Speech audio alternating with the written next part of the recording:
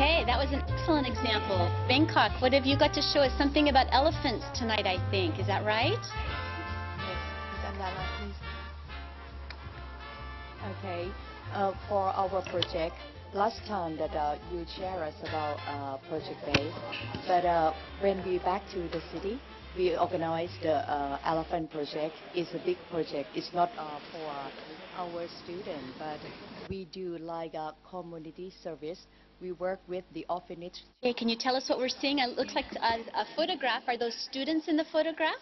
Yes. And we bring 20 kids from the orphanage to Lampang, to Elephant School.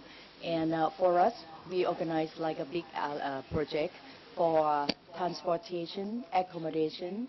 And when we went there, we let the student learn about how to save elephant. Look at the smiling face on the elephant. Yes. And the people there share us a lot about something. And the kids from the orphanage, they their works like and how to do. Okay. Like that. And we let them show some skits at a campfire. It was really fun there. Okay, that's elephant project that we did last time. Okay. So this project, it looks like it involves a lot of kinesthetic elements. You have hands-on learning. You have perhaps some research and some singing, and I see some writing. Very nice. The other thing that we would like to let you know that I was trained from you, and I was trained from AUA in Korea for 3 days for 10 modules. Okay. I back to my city and share to 28 teachers in my city about 10 modules from AUA. And great, that's wonderful. My peer teachers learn something from you as well. Like no, they learned from you. Definitely, you get the credit for that. That's wonderful that you're sharing beyond the class. Right. And it's really nice that all the teachers learn a lot about project work, critical thinking, that I put it in my training. Great, that's just wonderful. The last picture that I would like to show you, this is my student. You see that this is my AFS student. No, once again, give yourself the pat on the back. That's just great. Okay. Well, I'm hoping that you'll continue to do this kind of sharing. Maybe you'll get a couple of new ideas from tonight's program. And we encourage other teachers who are in the audiences in Bangkok and in Hua Hin, and those of you who are following along in schools and studios around the region to do likewise. And you're welcome to email me and let me know. I'm always happy to hear about your projects that you're doing and pass that information on to our sponsors. And our sponsors remain the U.S. Embassy in Bangkok, the Royal Thai Distance Learning Fund, the TOT Corporation. We also have the support of Thai TESOL and Chulalongkorn University. So once again, as we move into the formal part of our session here, we're with video conference number 10. This is the last in the series of 10 for this year. However, I'm very pleased to be able to say that through the gracious support of our many team members, we're going to be able to continue a second session next year. So please check in with us if this is at all useful to you and follow along with us for another 10 sessions starting in November. Okay, and I'll do the usual pause to check in with you on pacing and sound and that sort of thing. Okay, without further ado, let me introduce you to Iris Moy. She's a longtime colleague of mine at the University of Oregon and has many, many years of both practical teaching in the classroom and teacher training as well. She teaches in our master's level program here at the University of Oregon. I think she's ready to open with some introductory remarks and talk to us about reflective teaching. Well, thank you. It's lovely to be with you this morning. And that's difficult for me to say if it's evening here, of course. But I'm very happy to be with you to talk about a topic that's relevant to all of us in the classroom and out of the classroom, all of us teachers. Leslie asked me to talk to you today about reflective teaching, and it's something, of course, all of us do but may not recognize, and something all of us need to do and sometimes need to do more systematically. So we need to think about first what it is that the topic means. And there's a nice quote in one of the resources that Leslie recommended for your online reading, a quote by John Dewey about 3 attitudes necessary for us to become reflective teachers. The first one is open-mindedness. The second, responsibility. I assume that is responsibility to one's learners, responsibility to one's institution, responsibility to one's environment, and wholeheartedness. I suspect that all of you have these qualities, and we'll be looking for evidence of these as we move along this evening. Some more ideas about what reflective teaching is. It is an exploration of our underlying beliefs. We look inward and at our teaching environment to try to discover what our attitudes and assumptions are about teaching. It's a process of self-observation and self-evaluation. It's a process of observing and collecting information of our own behaviors and those of our learners. It institutes meaningful changes and improvements in our teaching. It's also a beneficial form of professional development. It has a number of benefits to expand our understanding of the teaching and learning process. And the next one is my very favorite. I think this is one of the most important benefits of reflective teaching. It serves to enlarge our repertoire of options as language teachers. All of us have been socialized as teachers, meaning that we have absorbed and adopted behaviors from classrooms we have visited, from classrooms in which we have been students. We culturally have a basic understanding of what it means to teach and to learn.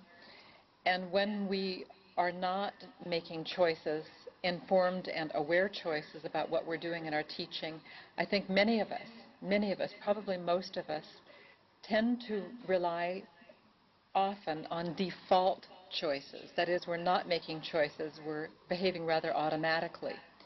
So one of the clearest benefits of reflective teaching is that we start to think about what our choices are and why we would choose certain things in a certain setting. The last listed benefit noted here is to enhance learning opportunities for our students. So the more informed our choices are, the more we enhance those opportunities for our learners. And to do this, we need to know ourselves better as teachers, and we need to know our learners better as students. Before we go any further, I'd like to have you engage in an activity with me. Activity number 1, we'd like you to get into small groups, whatever is convenient in your classrooms now, and to think about and share a lesson or lessons you have recently taught. You should describe a part of that lesson that went well. There's always something that goes well. And why you think this was so. Why did it go well? Then I'd like you to describe a part of a lesson which did not go well, and to think about what you could have done differently to make that part go better. Share this information with your small group, and then we might get some examples back for the whole group and for Leslie and me here in the University of Oregon. I'll give you one example from my own teaching. When I first started teaching many, many, many years ago, in my first ESL classroom at the University of Pennsylvania, I had a lovely group of adult learners, and we were doing a lesson which was related to grammar and a number of other skills as well. And I had what I thought was a brilliant activity that would help the learners participate and understand what they were doing and what the concepts were that we were focusing on. Most of the students were engaged happily in the activity, but at some point, right in the middle of the activity, one student stood up in the classroom, said, "I don't think we should be doing this," and started to cry. I didn't know what to do. I had to reflect quickly, but I didn't have time to reflect quite quickly enough. When I left the class after I had spoken with the student, and I went home and on my way home thought about what I had been doing, I realized that the content of the lesson seemed rather serious to my learners, but the activity seemed rather game-like and frivolous. They thought it wasn't appropriate. And I realized that what I had not done was to give my students a rationale, a purpose for the activity. I understand now that I can ask my learners to do almost anything if they understand the purpose. I should have done more reflecting before my class, but sometimes it's also good to do it after the class. I'd like you to try this together in your small groups.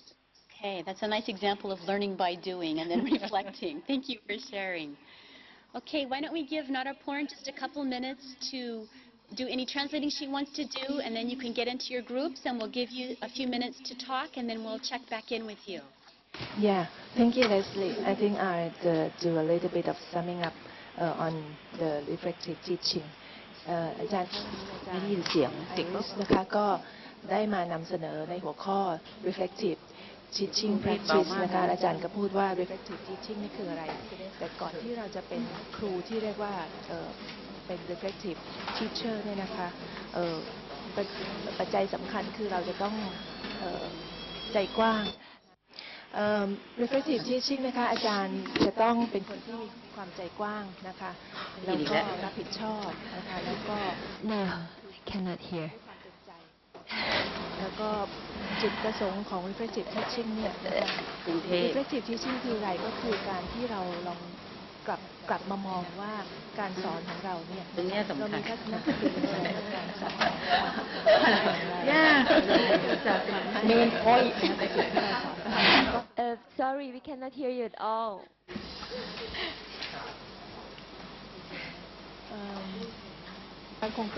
We can hear Oregon, but we cannot hear Bangkok. Oh, yeah, Bangkok was having audio difficulties at the beginning. This is University of Oregon. Bangkok was having audio difficulties with us at the beginning of the session today as well, so perhaps that's ongoing. Maybe a quick cell phone call to them would help them reconnect with you, or? I think I almost finished my summary and I'm going to ask them to do the group work now. Yeah. Okay, pardon me for interrupting. I'm getting multiple messages. Thank you. Thank you. อาจารย์คะการที่อาจารย์จะทำกิจกรรมนะคะให้ฝึกที่ตัวเองจะทำ reflective teaching เนี่ยนะคะก็เพื่อที่จะ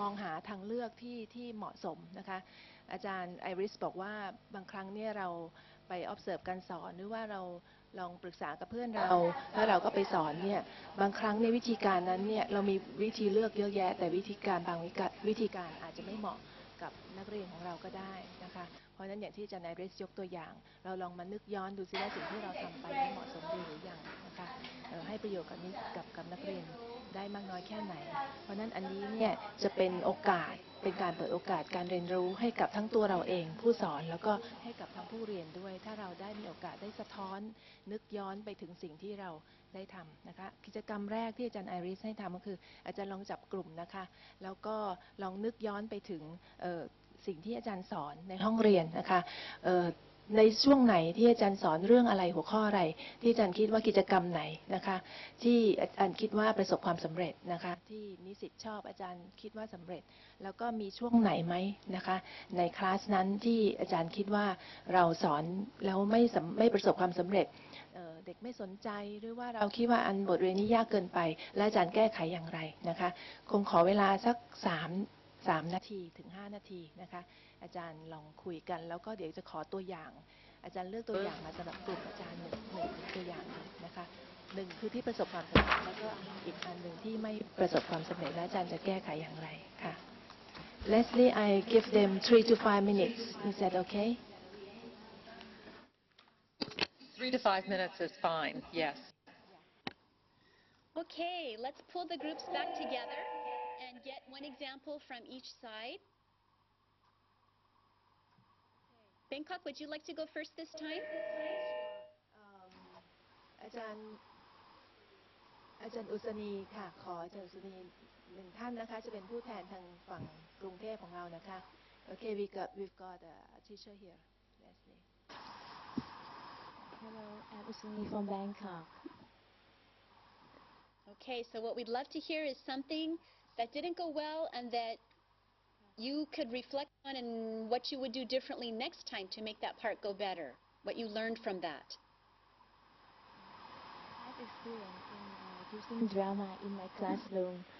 Um, the first time I had some problem that when I asked my students to use to play a drama, the student cannot play very well.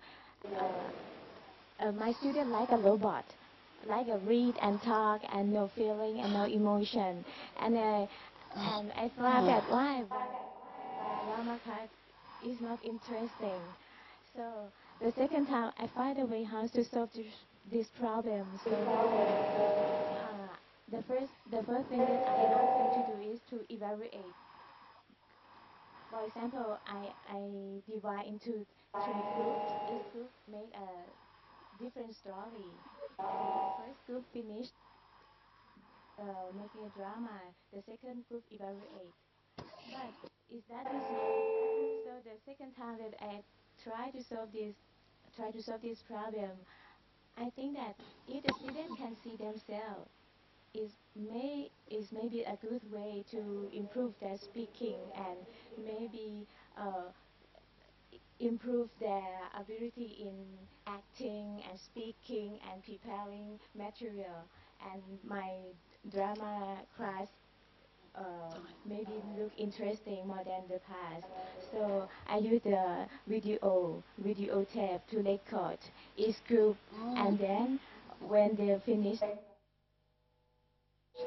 I show them to watch themselves and think what thing that they should improve, which word that they have to pronounce correctly, like this, and now I see that it's work. My drama class is so interesting, and everyone, my student enjoy, and after the next story, the next like this, the next time the student Congratulations. meet a student, teacher, I want to play drama again. Oh, it's good way for me. Thank you. Congratulations. It sounds like you asked the students to do some reflecting on their peer performances. So they were giving each other feedback, which can be very helpful. One other possibility that I use sometimes in my classrooms is to have the learners watch a video of native speakers engaging in a drama or a dialogue and ask my learners to model from that dialogue. But I like your use of peer feedback and peer reflection. Very good. I was kind of reflecting Yeah. and within reflecting. Lots of different levels of it there. Very nice. Okay, good. That was a great example from Bangkok. How about from Hua Hin?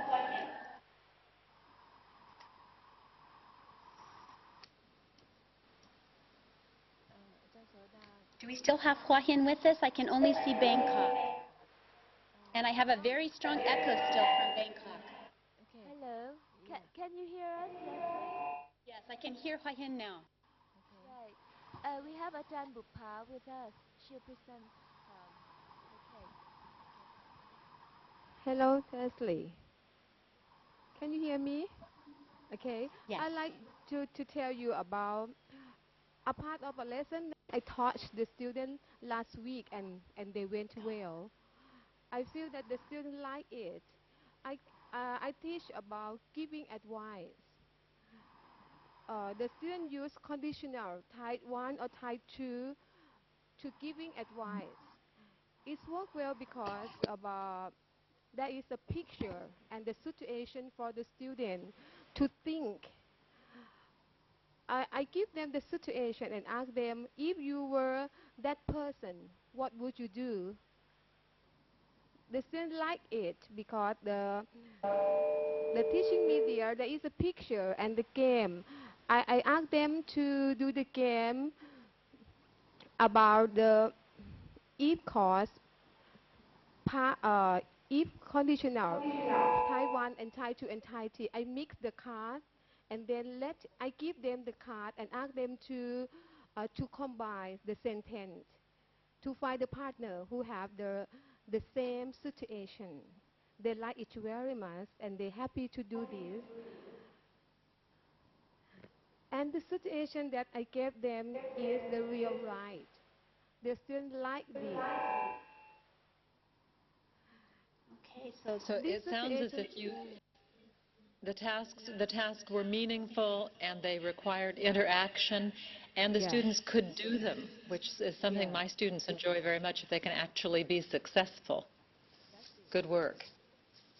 okay, so my guess is that you came up with such an engaging activity like that as a contrast to a more traditional kind of grammar drill or workbook type of exercise. So I think that's a nice alternative, a nice way of looking at that kind of work. Okay, well, let's go ahead and move on with our talk, and we're going to do just short bits of talk, and we're going to move fairly quickly into activity number 2 here. I'd like to talk for just a couple minutes about tools, and you have a slide for this.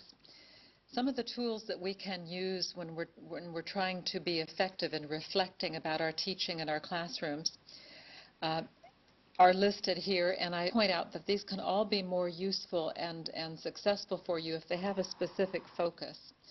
So a specific focus about something that you're puzzled about, something that makes the students unhappy, something they can't do. For example, lesson notes, and I think this is one of the most useful things and practical things, and one of the fastest things we can do at the end of a lesson, to simply take a few notes about where you stopped, where you started, what materials the students reacted to well, the kinds of things that you need to know before you go into your next lesson with those same learners, or before you teach that same lesson with another group of learners. A teacher diary is another tool that is sometimes used in teacher training courses, a kind of diary that can be shared with peers or with the instructor, having to do with some of the same components we talked about under lesson notes. Peer observation can also be very useful, and here we're not talking about the kind of peer observation that determines how well you're doing your job. That would be summative observation. What we're talking about here is formative observation, where you bring in a colleague with whom you have discussed your concerns, and you ask that colleague to look for specific things in your classroom, things that are troubling you or things that you think you might be able to improve on. That would then be followed by a discussion with that peer after class. Another possibility would be video or audio recordings of the class. These can be useful if the learners are prepared to have this kind of intrusion into the classroom, because sometimes the presence of these devices can make the learners behave in ways that are not authentic. And so we often need to prepare them and get them used to the idea that there will be something like this going on. Another possibility is student feedback, and there are a lot of different ways to do this. You can ask learners what they like and don't like about a class in a survey or a questionnaire. You can interview students, and one thing that we do here at the University of Oregon is to have a neutral party, another teacher, usually not somebody who is your supervisor or who is over you in your organization, come to your classroom and interview either all of the learners or some of the learners without you in the classroom. So the teacher would remove herself or himself, and the visitor would have small group or whole group discussions, which might include questions as general and safe as, how is the course going? What do you like about the course or the teacher? What are your least favorite things? And so on. The kinds of questions that are asked would be open-ended and would invite learners to participate in the discussion, but wouldn't be negatively framed so that they would only come up with problems. And I think it's really important to stress here that this visitor person, not a supervisor. This is a Not your boss. Not your boss, not an inspector, not somebody who's your manager or your school principal necessarily. I mean, if you feel that comfortable, you could do that. But this type of survey or device is most if it's a colleague. So you do it Yes. for a friend or a colleague, that person does it for you. It's reciprocal. Now, our university, I think some of you attended a session that was led by Georgianne Cooper talking about teaching large classes. Georgianne runs a teaching effectiveness program here at the University of Oregon, and one of the things faculty members here can do is to contact her and invite somebody from her office to visit your classroom midterm, in the middle of the term, to meet with your students and find out if there are issues that you should be aware of as you plan the remainder of the term. And this can be very effective in helping you avoid problems that might arise if you're not aware of how your learners are feeling about the content and the instruction. Yeah. Overall, people find this to be a very positive experience, not a negative one. It's not a griping session or... Yes. Yeah. And finally on that list is a professional portfolio. And this is used largely to document your competencies. This is a way for you to look at your professional growth and development. One thing we don't have a slide for, but I wanted to add here is a quick note that all of these tools can be used to focus on different topics. So when you do a journal, when you do a peer observation, when you do a videotaping, when you do student feedback, you might be looking for specific kinds of information about, for example, communication patterns, giving instructions, ways in which the learners apply knowledge. You might watch the affective climate.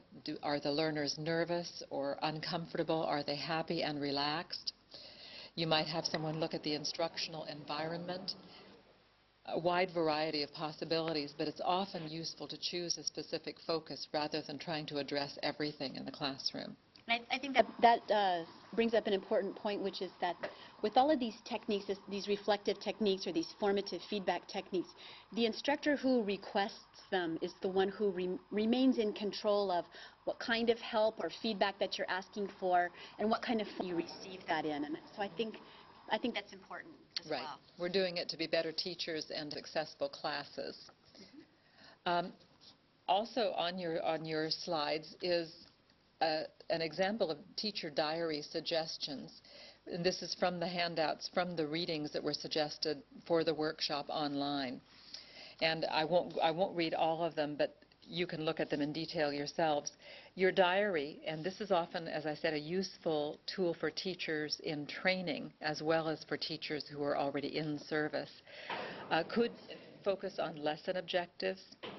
Did the students understand what we did and why we did it? Was it learners could do and which still challenged the faster learners? The materials and activities, were they appropriate to our goals? I find that this is an area of some difficulty in some of my classes if my learners haven't been given information about how the materials are relevant to our classroom goals. Which parts engaged them, the learners, were they on task? How much target language did they use? So watching the learners and seeing what they're actually doing in the classroom is a useful thing. Management. How was your pacing and timing? Was it going too fast? Was it dragging too slowly? What were the interaction formats? Did you do all of the talking? Did a few of the students do all of the talking? Did students talk to each other? And overall, a very important question. If I teach the lesson again, what will I do differently? What will I do differently in this class tomorrow? Because we can often make small changes that will help our learners in the short term. Okay, with these ideas, we're going to move into another activity. We're going to ask you to reflect again. In groups, I want you to discuss the following.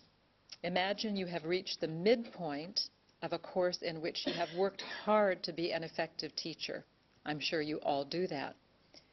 Nevertheless, you observe that many of the students do not seem to be interested in the course. How could you find out what some of the problems might be?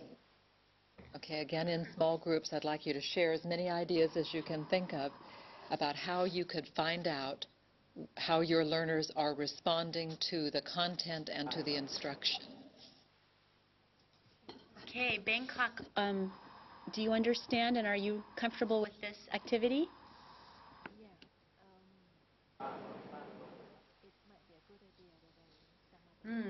I'm hearing large booming sounds from Bangkok. Let me check with Hua Hin and I'll come back. Hua Hin, how about you? Are you the activity and ready to go? Okay, more large booming sounds.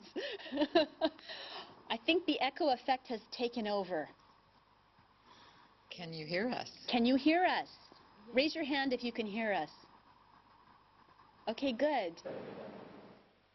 All I get from you is waves of echoing sound. So maybe during this group activity, you would like to try to make some audio adjustments, right?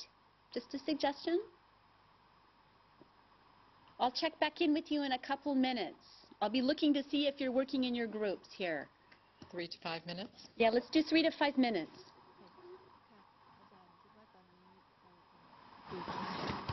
ขอสรุปนิดนึงนะคะtools หมายถึงว่าเครื่องมือที่เราจะใช้ในการที่เราจะฝึกให้ตัวเองเป็นได้ reflect การสอนของเรานะคะอย่างแรกที่อาจารย์ไอริสพูดถึงก็คือ lesson notes นะคะซึ่งอาจารย์บอกว่าอันนี้เนี่ยทำได้ทันทีเลยภายหลังจากเราจบการสอนคลาสนั้นเราก็โน้ตได้เลยว่าอะไรเวิร์กอันไหนไม่เวิร์กนะคะอย่างที่สองคือ teacher diary ซึ่งอาจารย์ไอริสก็ให้ตัวอย่างมาซึ่งอันนี้ก็ให้เราจดคล้ายๆจด diary นะคะในหลายๆเรื่องนะคะทั้งบทเรียนทั้งการสอนทั้งผู้เรียนนะคะว่าเป็นอย่างไรมีปฏิกิริยาอย่างไรนะคะแล้วก็ตัวเราเองว่าเราคิดยังไงนะคะเราทำอะไรไปบ้าง peer observation อันนี้ก็ให้เราก็ให้อาจารย์นะคะลองแต่ว่าเราคงต้องให้อาจารย์ไอริสแนะนำนะคะกำหนดหัวข้อเป็น specific นิดหนึ่งว่าอยากให้เพื่อนเราเนี่ยช่วยเราดูในเรื่องอะไรโดยเฉพาะอย่างเช่น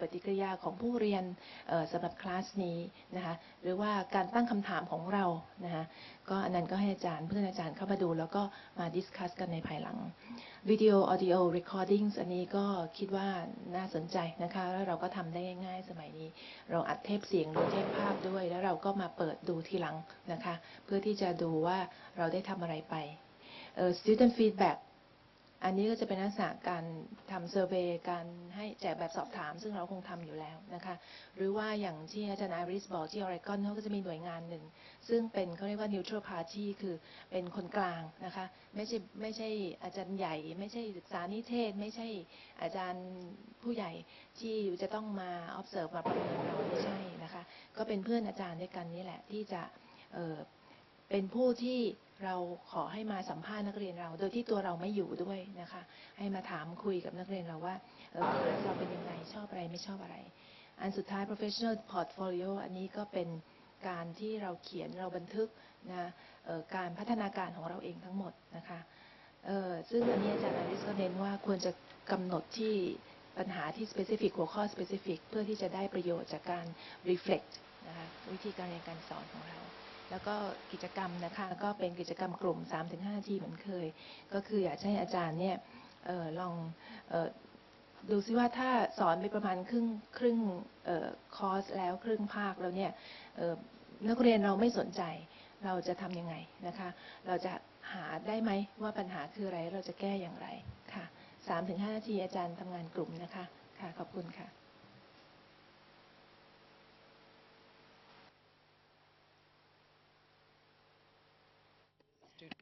We're looking for. Okay, so let's take about half a minute and then come back together as a group. Is that enough time? Yeah, sure. Okay, great. And again, and let's take one person from each side. พร้อมนะคะ Let Bangkok start first. Okay, Bangkok gets to go first. Okay. อาจารย์ประนอมค่ะ Yes. They're ready. Yes, I'm ready. Okay. Okay, we're ready too. From Bangkok. Okay, in my experience, how could I find out what some of the problems might be?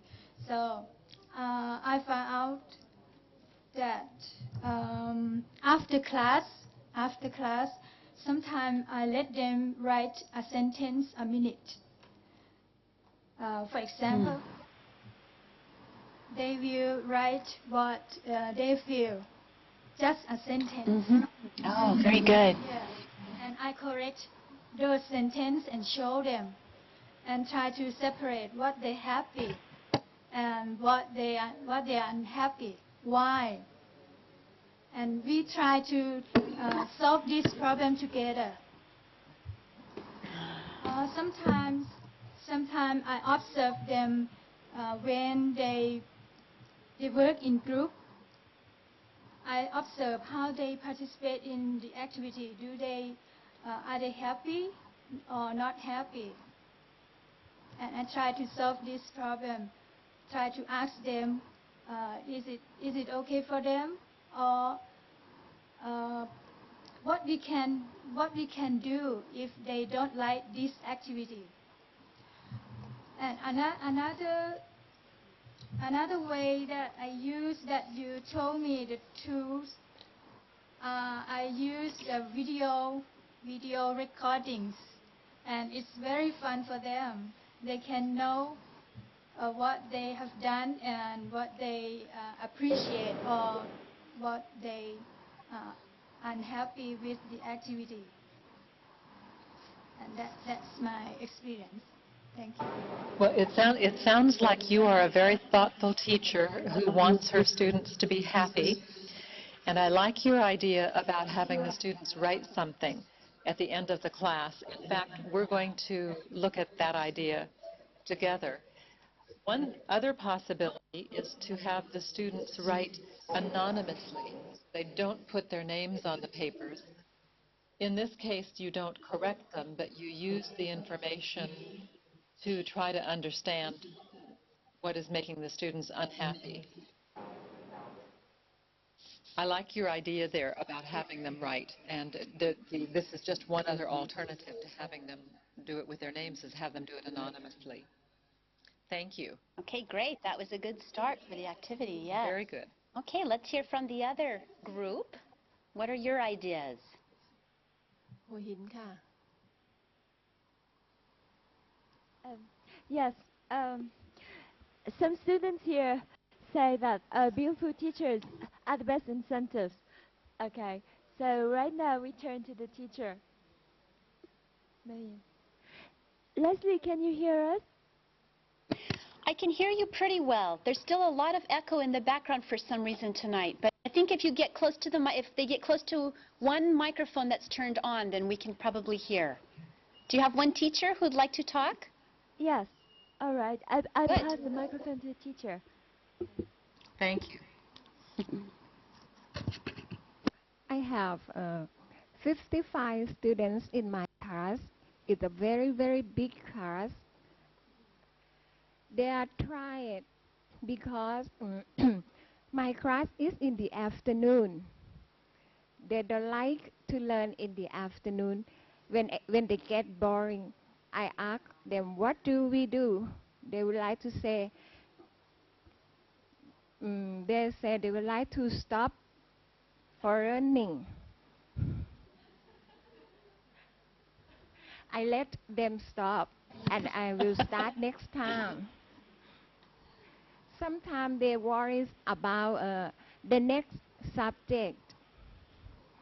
They do their homework for next class. They don't understand my lesson. I stop. คุณค่ะ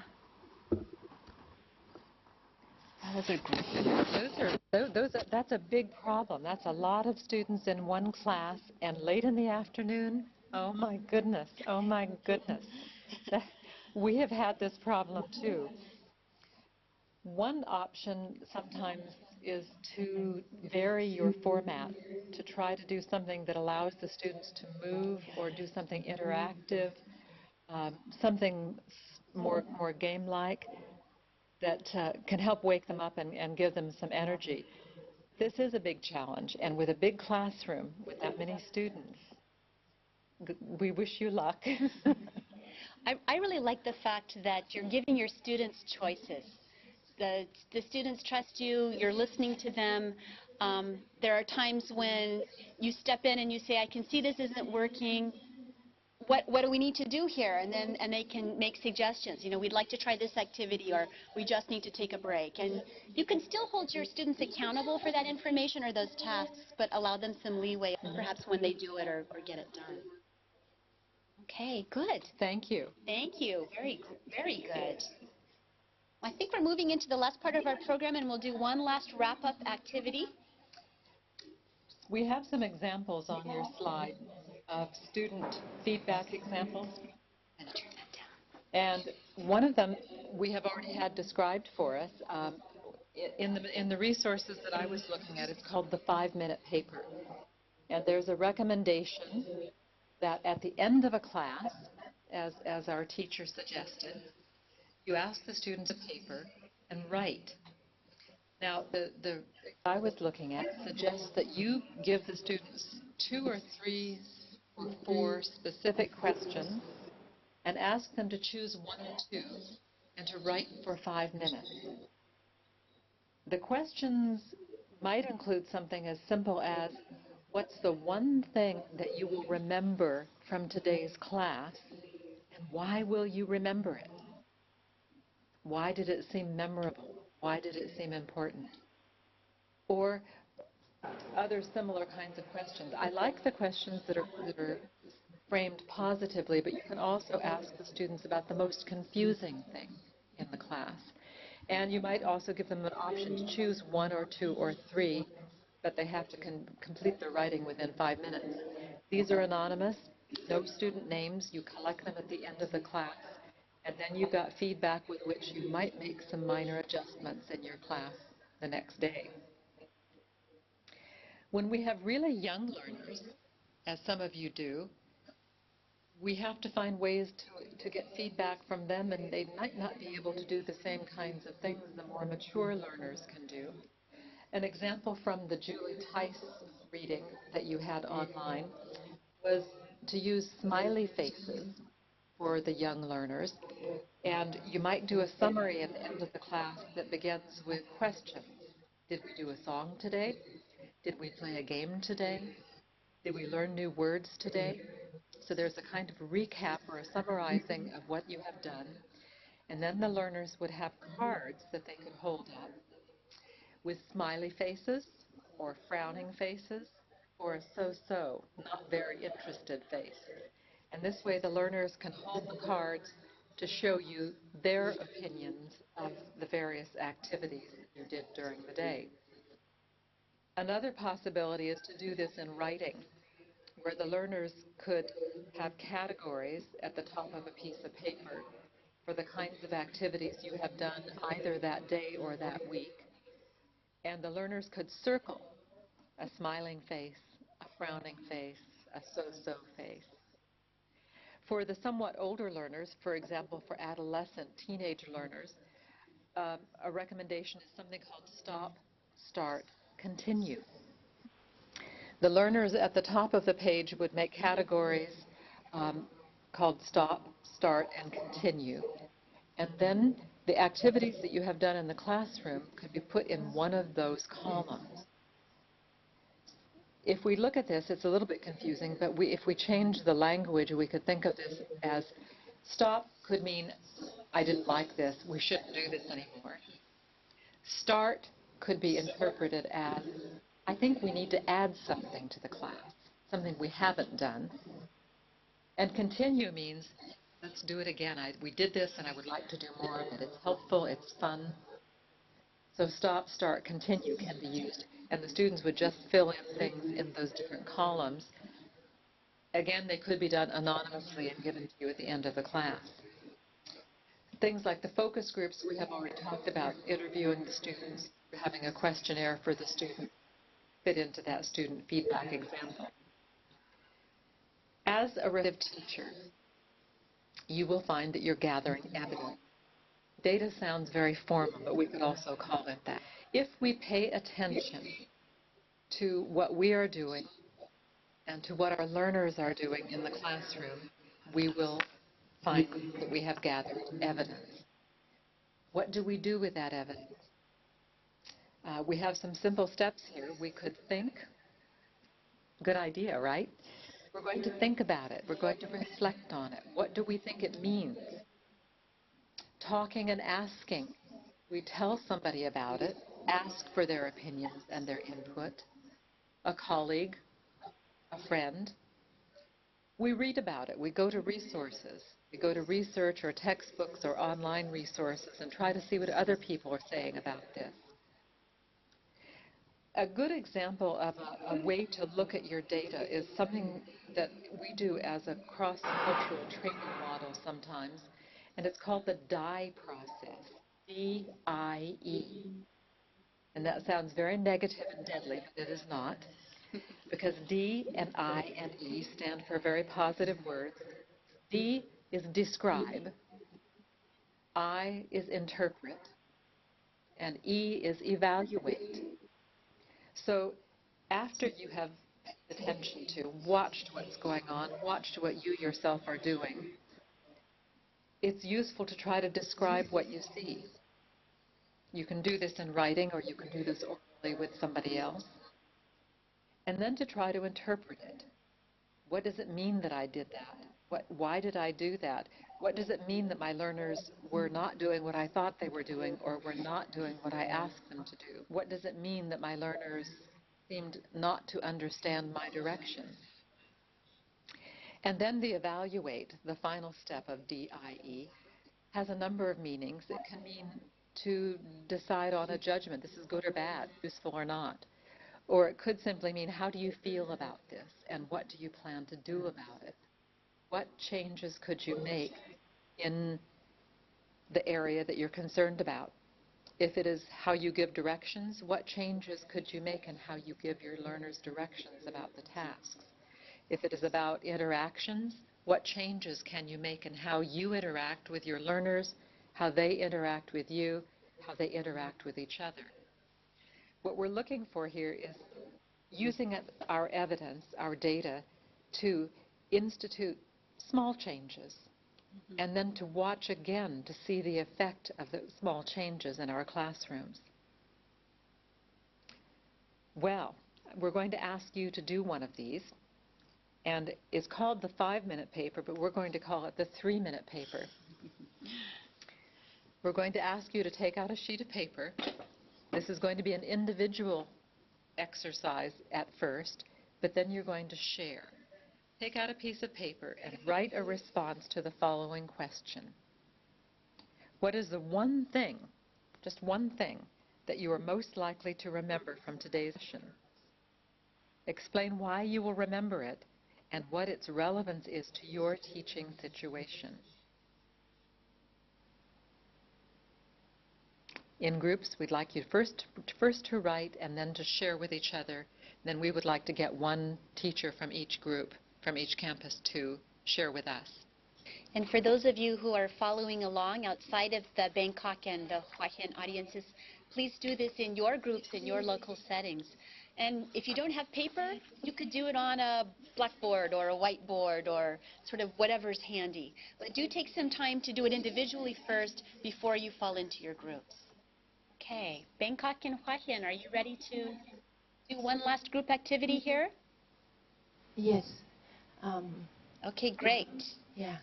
Do you want me to? I think I would sum up a little bit first before we start the activity. Okay. Yes.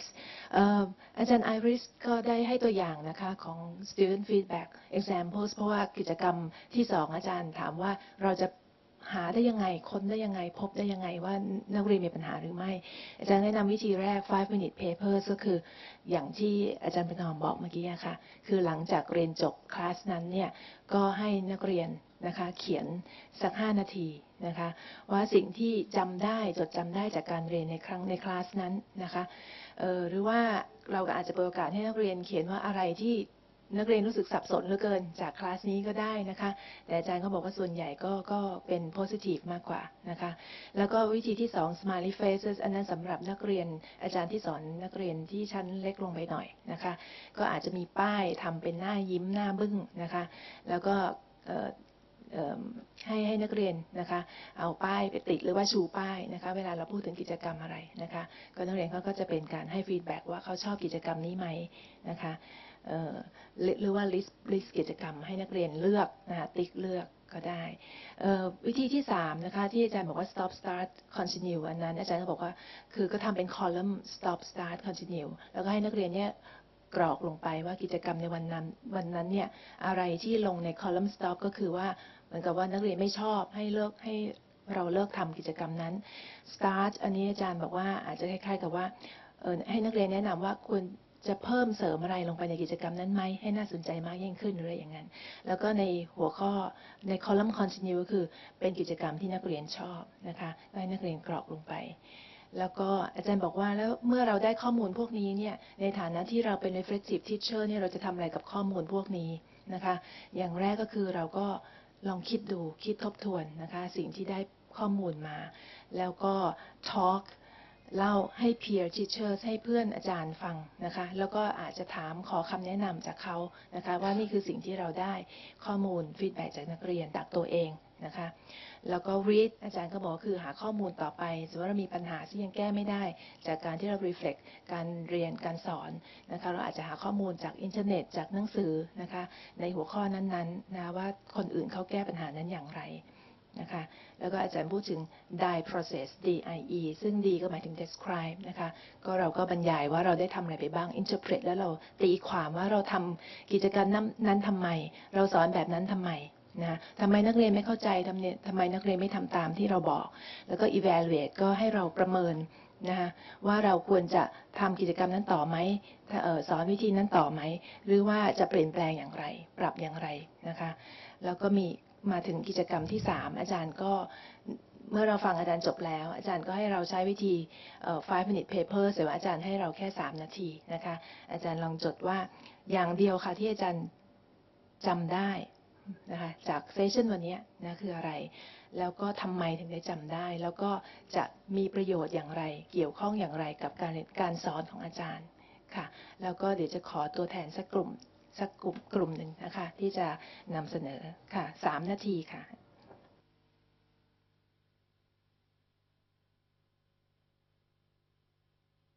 Okay, we're getting close to the end of our time. Ajar Naraporn and Kun Sorada. How about another half a minute? I see people have moved into their groups. Is that enough time? And then we'll ask for some final comments from 1 or 2 people. Okay, Leslie, I think we are ready from Bangkok side. Great. Yeah, we're going to have feedback from. Okay, and before we start, I have just a reminder, when you're finished with your microphones, if you could turn them off, we think that will cut down on the feedback loop. Okay, sure. Please proceed. We look forward to hearing your reflections. Yeah. Okay, now, to me, the things I am most likely to remember is the feedback from the student. 5 minutes paper. I think this is a very good idea, and I have never tried this before. And I am impressed with the techniques because I think we can get the real information from students if we ask them to write the feedback. Because if I use the questionnaire or ask them directly about our teaching, they may not dare to tell us the truth. Right. So I like this. I think you've made some very interesting observations about the 5-minute paper, and it could be a useful tool. You're right, it would invite learners to say things that they might not say to you directly. Thank you for that feedback. Okay, good. All right, how about reflection from then? หัวหินค่ะอาจารย์สุรดา Hello, can you hear us? Yes. I'm Pagakal Jirut from Hua Hin side. Okay. I'm impressed about step back. If you can do this in class, I think that you will get successful in class because you can observe that the students participate in your activities or not. You can see from their faces when they are happy, maybe they smile like this. So when you assign some assignments or activities, and you can observe that they are active or not in that group like this. And it can reflect your teaching that you will get success or not. Thank you. You know, I think it's very interesting that both reports so far this evening have been about student feedback. And I think that's wonderful, and I think it's very interesting. One of the things that is a benefit of student feedback, in addition to helping you understand what the learners feel, is that the learners also feel engaged. They are participating, they are having a voice in the classroom. And if the changes you make reflect the feedback you get from your learners, it will have a positive effect on the learners as well. Very nice. Thank you for your feedback. Both groups, as usual, you performed way beyond standards here tonight. You're working well both independently and in groups. During the breaks, I've been explaining to Iris this has been one long reflective process, and we've just seen tremendous growth in the Bangkok and the Hua Hin groups both. If I reflect back a bit, I remember that in the first group, everyone sat very quietly and just expected, I think, to be talked to. And now when we do these sessions, you get into your groups and you're very engaged and you're bringing your homework back and clearly making the most of the sessions and your relationships with each other. So we wish you well as you continue on that path. And I think Iris has a few closing remarks that she'd like to make, and then I believe George Wilcox has something to say to us as well, perhaps. Okay, on that final slide, before we start that, I would like to commend you. I liked watching you in your groups this evening. I think that was probably the most beneficial thing that you did. More important than my talking was your interaction with each other and sharing your reflections. I think personally the most important thing a teacher can do is pay attention and to use that paying attention to gather information about what is going on, what you yourself are doing. So we see now on the slide, if you're paying attention, you'll learn about what are you and the learners doing? Why are you doing it? Clear to you? Is it clear to the learners? How effective is it? How are the students responding? And how can you do it better? The primary advice about using reflective teaching is that it doesn't need to lead to big changes in your classrooms. Often the best results of reflective teaching are small, incremental changes. Teaching is ongoing. It is a continuing process. You pay attention, you make changes, you pay attention to the effects of the changes, and it never ends. It's an ongoing and cycling effect.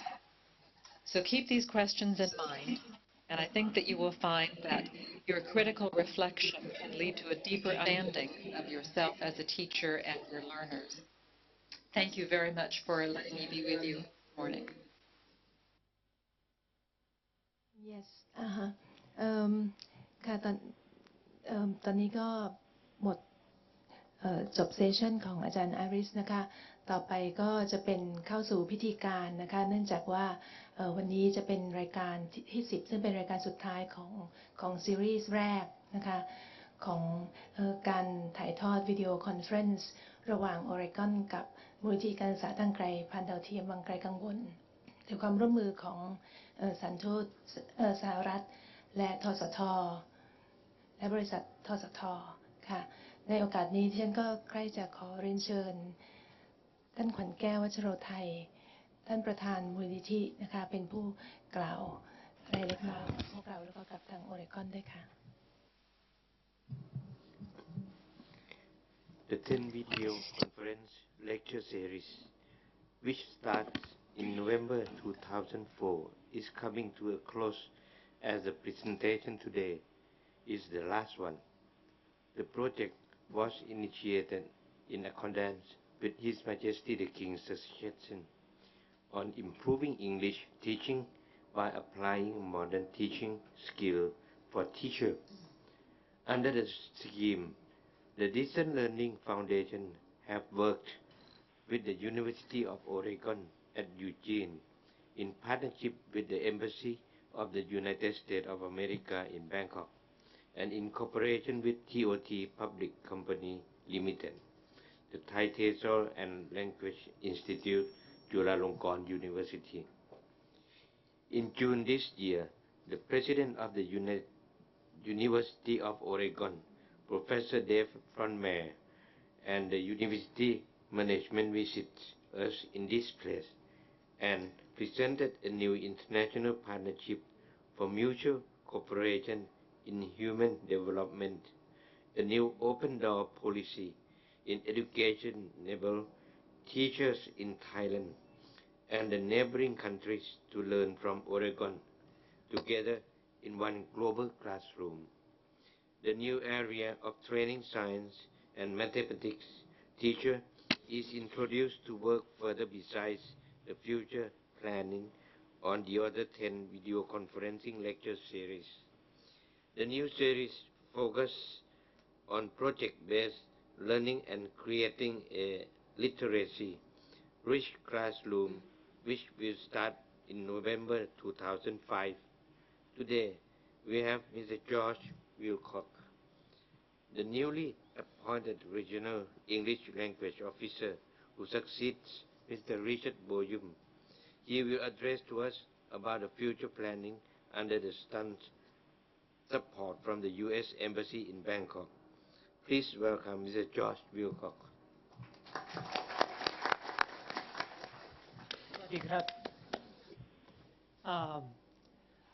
I will say little about the future planning because we will leave the details to Oregon and the people here to work out the final details, but it should start sometime in November, focusing, as this gentleman said, on project learning, project-based learning, and teaching in a literacy-rich environment.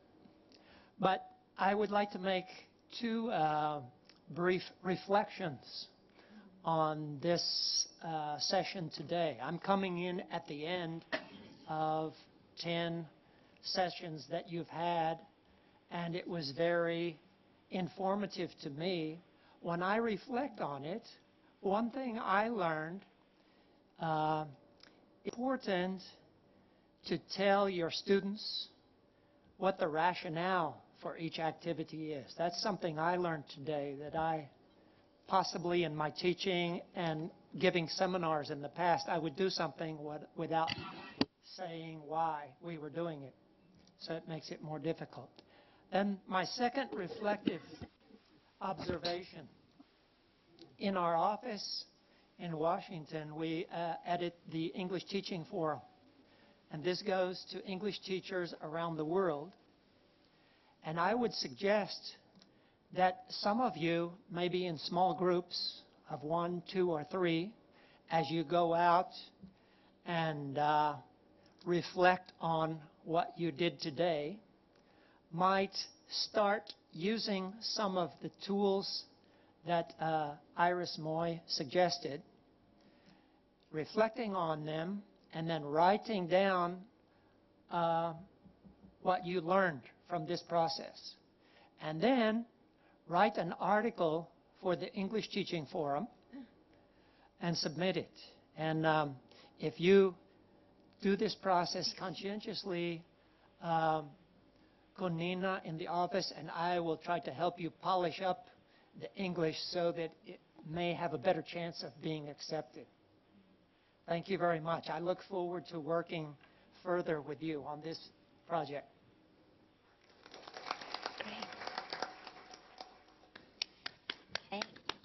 Thank you, ma'am. All right, then I guess we'll say, we won't say goodbye, we'll say see you later. And once again, express our profound pleasure at having worked with you, not only tonight, but for me for the last 10 sessions. And I look forward to continuing that work with you again starting in November. Thank you. Thank you, and happy reflection.